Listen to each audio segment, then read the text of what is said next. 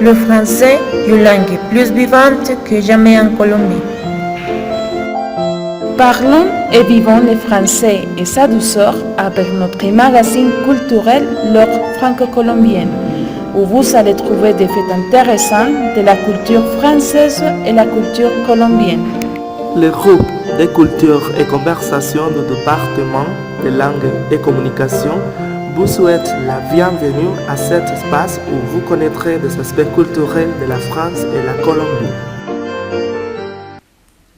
Bonjour à tous et bienvenue à notre magazine Les Franco-Colombiens, un programme où vous pouvez apprendre de la culture française et colombienne de façon agréable. Je suis Miguel et je vais vous accompagner avec mes camarades Paola et Valentine pendant les émissions du programme. Bonjour à tous, je suis vraiment heureuse d'être avec vous. J'espère que vous profitez de cet espace culturel.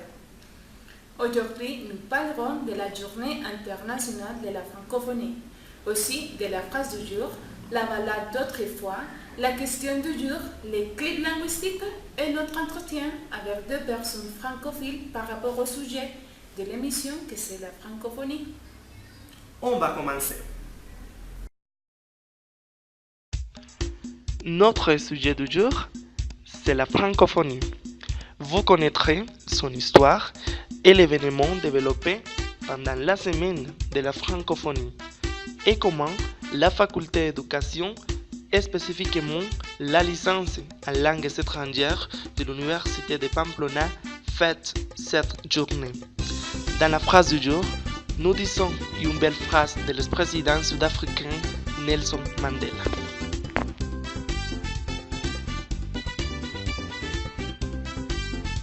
Pour le moment de la balade d'autrefois, nous vous recommandons C'est Passerie du groupe français Les Chats Sauvages. Aussi, nous allons poser la question du jour par rapport au sujet abordé.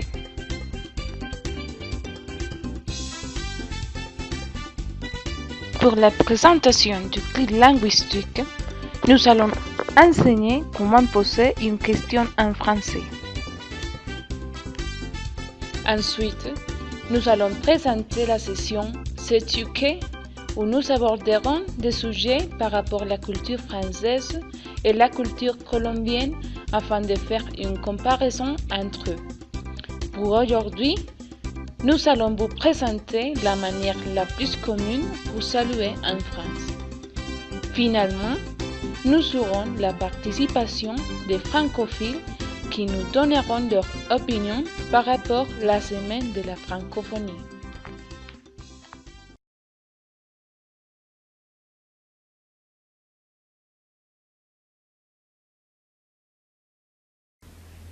Pour commencer, qu'est-ce que la francophonie?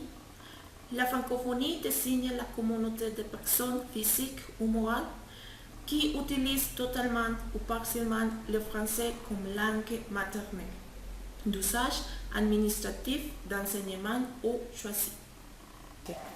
Le terme francophonie est apparu pour la première fois vers 1880 lorsqu'un biographe français, Onésime Reclus, l'utilise pour désigner l'ensemble des personnes et des pays parlant le français.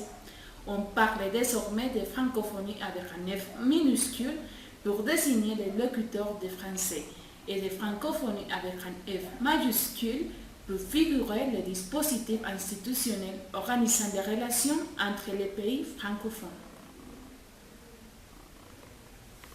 Dès les premières décennies du XXe siècle, les francophones prennent conscience de l'existence d'un espace linguistique partagé, propice au changement et à l'enrichissement mutuel. Ils se sont constitués depuis à une multitude d'associations et regroupements dans le but de faire vivre la francophonie au jour le jour. Parmi ces organisations, on peut citer les associations professionnelles, les regroupements d'écrivains, les réseaux de libraires, d'universitaires, de journalistes, d'avocats, d'ONG et bien sûr de professeurs de français.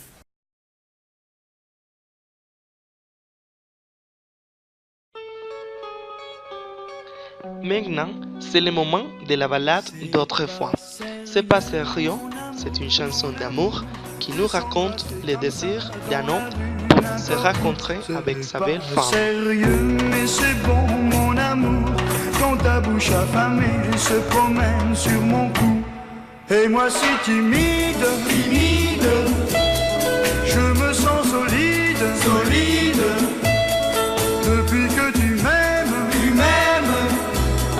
comment le cacher sans tricher, ce grand bonheur qu'on affiche sans pudeur. Cette chanson a été interprétée par les Chats Sauvages, un groupe de rock français apparu le 12 mai 1961 et qui connaît d'emblée un succès national avec des disques enregistrés pour la firme Pathé Marconi.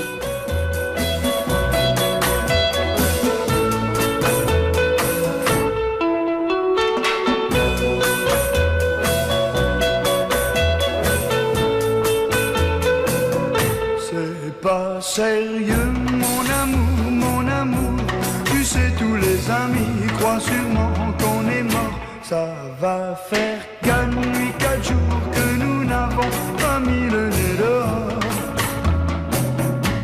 Sa carrière sous contrat va durer de mai 1961 à mai 1964. Il sera le principal concurrent des chaussettes noires. Je ne pense qu'à t'aimer, c'est pas sérieux mon amour. Oui mais le plus souvent quand on fait dans la vie que ce qui est sérieux mon amour. C'est comme ça qu'on s'ennuie. C'est comme ça qu'on s'ennuie. C'est comme ça qu'on s'ennuie. Pour la conclusion de notre sujet du jour, on va remarquer que chaque année, à la date du 20 mars, est célébrée la Journée internationale de la francophonie.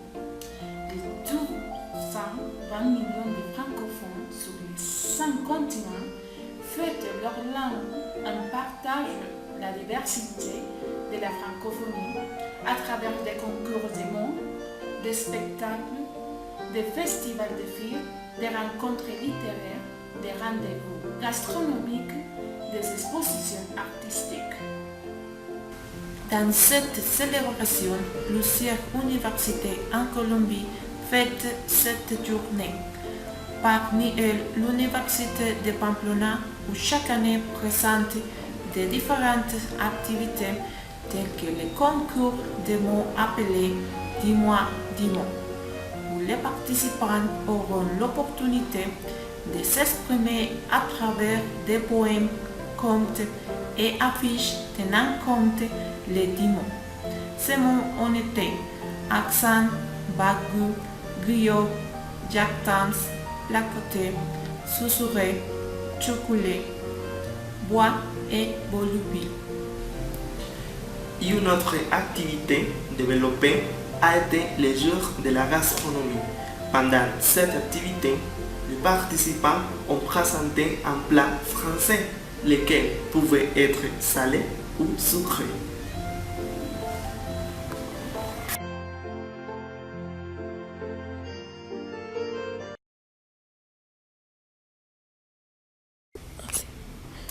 Êtes-vous prêts pour la question du jour sur le sujet qu'on a abordé? Cette question est la suivante. Quand est-ce que le terme francophonie est apparu? 1. Vers 1975. B. Vers 1780. C. Vers 1890. 2. Vers 1880. Avez-vous déjà la réponse à notre question du jour?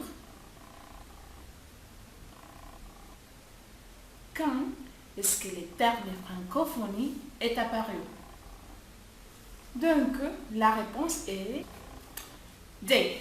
Vers 1880. Le terme francophonie est apparu pour la première fois vers 1880 lorsqu'un géographe français, Onésime Reclus, l'utilisent pour désigner l'ensemble des personnes et des pays parlant le français.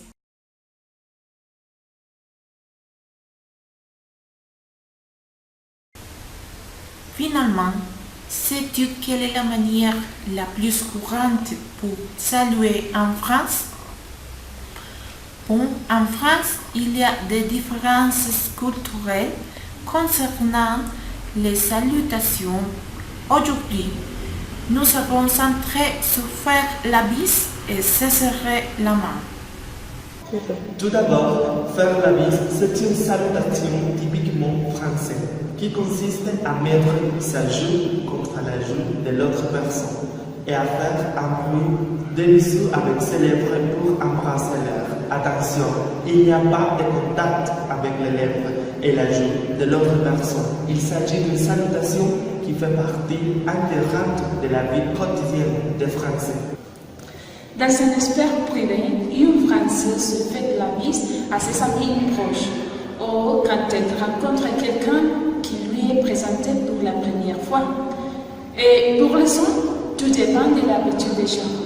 En général, les Français commencent du côté gauche, mais certaines personnes peuvent vous surprendre en commençant du côté droit.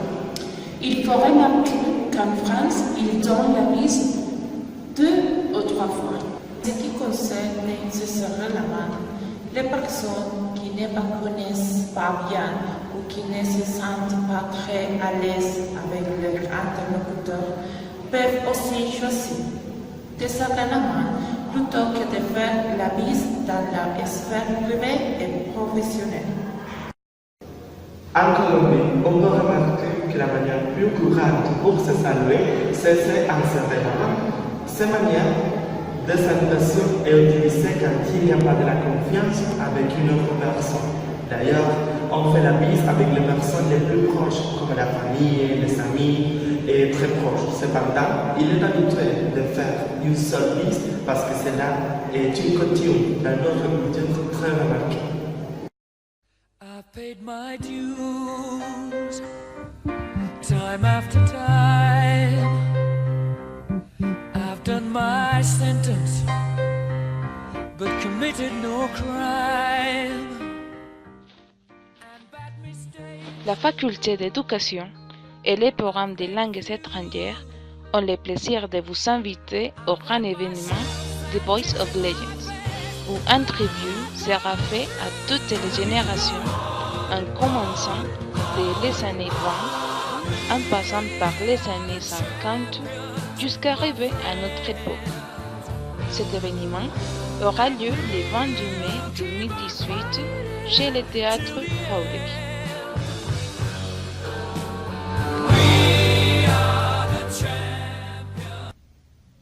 Finalement, nous allons arriver à la fin de notre première émission.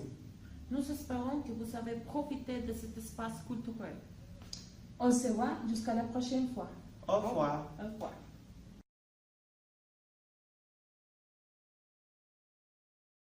Aujourd'hui, nous parlons de la journée internationale. Propice au échange et à l'enregistrement. Devuélvaselo, Paola. Finalement, nous allons arriver à la fin de notre émission. J'espère que vous avez profité de cet espace culturel. On se voit jusqu'à la prochaine visite. Bonjour à tous, je suis vraiment heureuse d'être avec vous. J'espère que vous...